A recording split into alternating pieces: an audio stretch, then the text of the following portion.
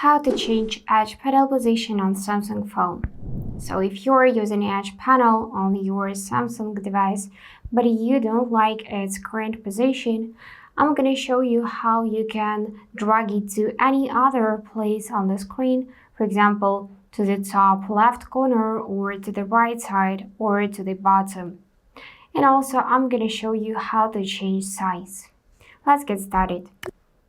Firstly, we need to open up the settings and scroll down to the display section.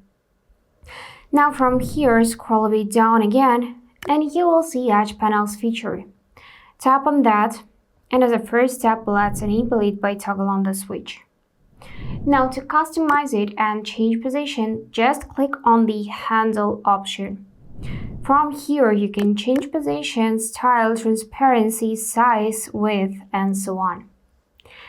Let's tap on the position and from the right side, switch to the left. Additionally, you can lock this handle position if you want to.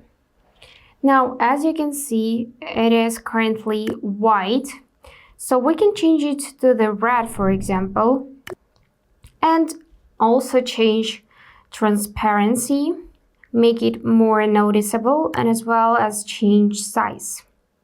If you want to, you can also change the width, and I'm gonna make it like that, fixed, so we could see it better. And now just go back to the home screen, and to use it, just drag inwards like that.